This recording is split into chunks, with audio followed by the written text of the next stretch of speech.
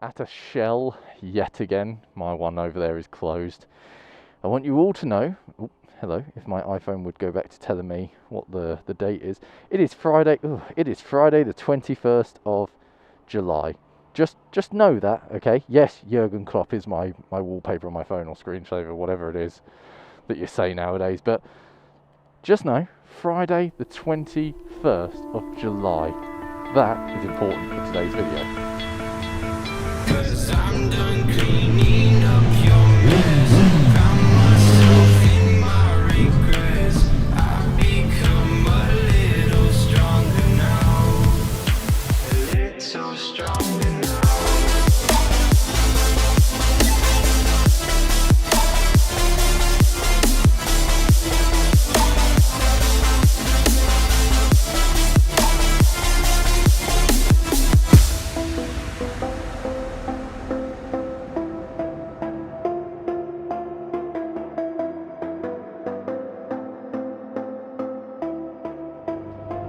Right, well, hello everybody, how are you? I hope you're all safe, I hope you're all well. Horse over there.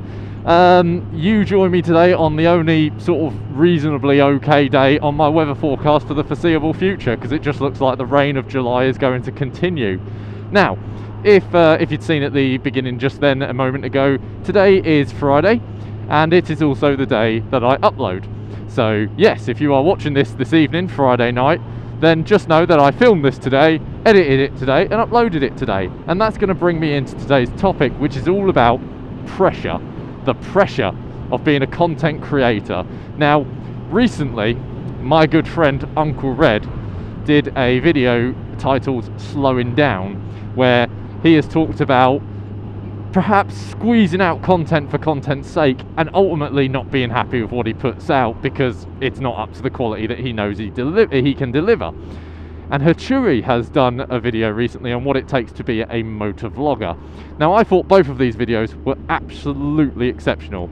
Red's was very much from the heart, and you know, it made me really think a little bit as well, because I know what Red's capable of, you all know what Red's capable of. And he made some very good points about how it can be very, very tough to keep up with a regular upload schedule. For most motovloggers, I would say this is once a week. Hatsuri took a different approach. He obviously took the more comedic approach, as we would all expect from him. Lovely lad he is. Recently had a bit of a bike incident with his wife on board as well. So Hatsuri, mate, hope you and the other half are healing nicely.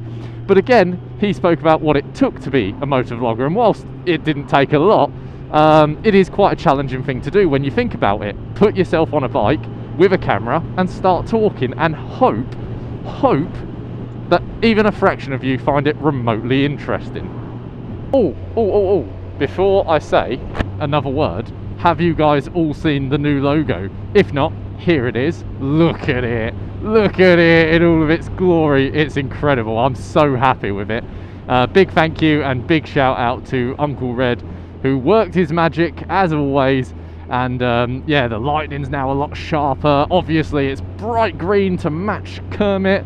Yeah, Uncle Red, thank you so much, man. And yeah, hope you guys like the new logo. So is the pressure of being a content creator real? Well, yes and no, depending on who you are and what you are doing it for, where you're trying to get to.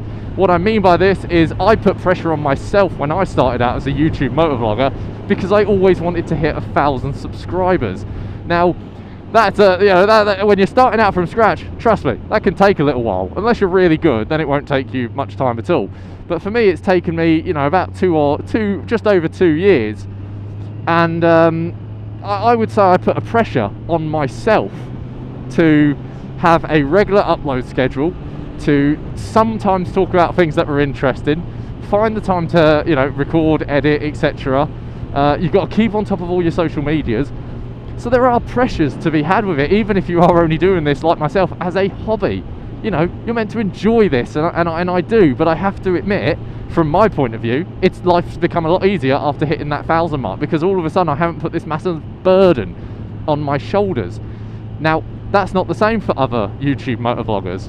A lot of guys are doing this, you know, they've been doing it for more years, they're way more serious into it, their equipment's more high-tech, and TikTokers like motorcycle TikTok creators are now, I would almost say, some of the most overworked, you know, because I know a few local motorcycle content TikTokers, and they've got brands reaching out to them because obviously TikTok has become very, very popular. It's now a great place to advertise because it's all short, sweet attention span, and so now they're getting, you know, they're getting brand offers and stuff like that, and, you know, little short-term sponsorships, but they have to put out the content to keep that up. And I don't know, maybe some of them did set out their TikTok accounts to do that one day and to make some money, but what if you didn't? What if you just set it up to have some fun and to enjoy what you do and share it with the world? Well, now all of a sudden it becomes a bit of a part-time job.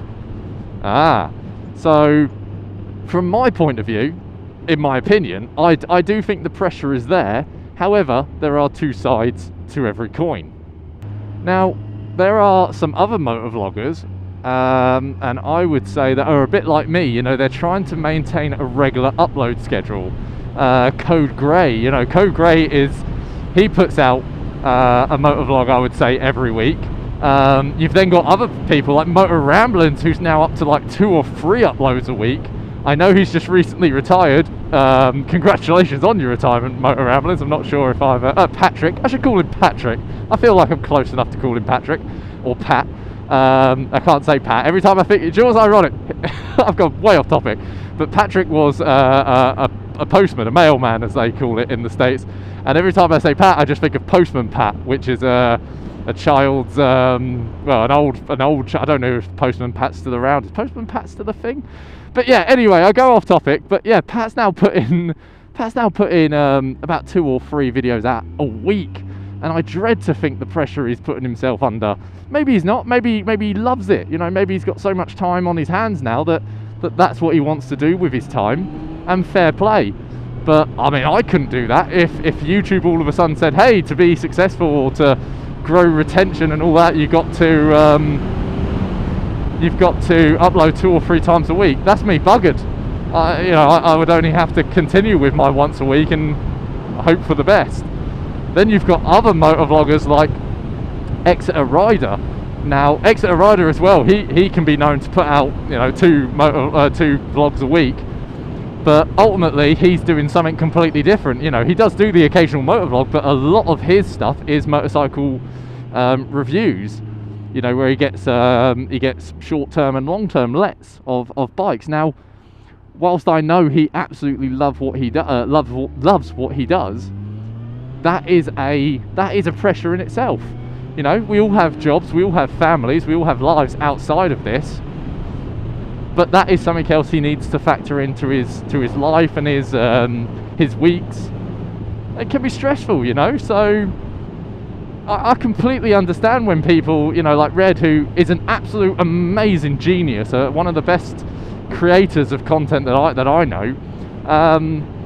I understand that he now wants to take a bit of a, you know, have a longer duration between videos, because that will allow his mind to think of better ideas, edit better and all that. I completely understand why he would want to do so. I've gone the wrong way. I need to go back up there. And then you got people like, you know, Epic Adam occasionally motovlogs. I'm so sorry. I could never get that right. I think I heard that first ever time from Western Super Motovlogs, because I found that absolutely hilarious. So yeah, I mean, Adam is now uploading way more often. So maybe he's gonna have to lose that nickname now of occasionally motovlogged. But CuriousGoose, you know, I love CuriousGoose. I think he's such a funny lad when I've spoken to him. And you know, he hasn't put out a lot of motovlogging or motorcycle related content recently, but he's now, you know, shifted his focus onto camping stuff. And again, he doesn't have to do that all the time. I don't know this for a fact, but I'm just assuming he doesn't feel the pressure to have to do it. It is all speculation, but it does reinforce my point that it is a person-to-person basis. You know, you just don't know who feels the pressure and why. And so guys, that's about it from me. I mean, like, basically what I'm trying to say, because I don't want to ramble about it too long, is you know, the pressure can exist, and to be fair, probably does. I know it says it doesn't for me, because I'm like, oh, I just do this as a hobby now and I enjoy it. Yet here I am on Friday morning, out on the bike, filming this video to then go home, edit it in time and have it uploaded on YouTube for 6 p.m. tonight, because that is my upload schedule. So I don't know whether you call that pressure or OCD. I honestly don't know. I also don't know what that is on the road, because I just have this thing where I'm like, well, that's my upload schedule, so that's when the video's got to be done by. But I have had no chance to do it so far this week. So why don't we just go, oh well, I can't upload this week? I do think that a little bit of a pressure exists. So basically I'm calling myself a liar. But I'd be so interested to hear from you guys, the motovloggers, the content creators, TikTokers. Do you guys, Instagram reel creators, you know, do you guys feel the pressure? Do you guys have to release a video every you know, whatever, a day, 2 days, 3 days, 4 days, a week, whatever it may be? Do you have that expectation of yourself? And for those that are considering getting into motovlogging or content creating, would you feel that pressure? You know, originally the first pressure I ever had is, would people find what I'm doing interesting?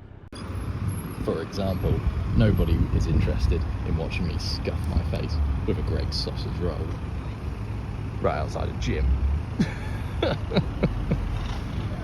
But then once you're over that, you stop worrying too much about what you're putting out and whether people are going to like it or not, because I'd like to think, especially from my point of view, you are just then enjoying it. It is a hobby. You are having fun. And I just want to thank every single person that watches this video and all my other videos and, I don't know, follows me and all that, because you guys make it worth the enjoyment, you know? I would do it regardless, but it's so nice to have like-minded people just talk, you know, and get to know one another. That is why I do this, and yeah, that's why the hobby becomes even more enjoyable. So I'm going to stop rambling on. Thank you all so much for watching. I hope you enjoyed the video. I hope it wasn't too talkative, too lectury for you. But if you did enjoy it, slap it a like. Obviously leave a comment. That's what I want to hear most. If you're not subscribed to the channel, why not consider doing so? It would help me out greatly. And yeah, like I say, go follow me on Instagram at TheRhythmicBiker. Right guys, that's going to do it from me. I'm in a crossroads here because there's a junction there and a junction there, so what do you do? But yes guys, thank you so much for watching, and until the next time, cheers.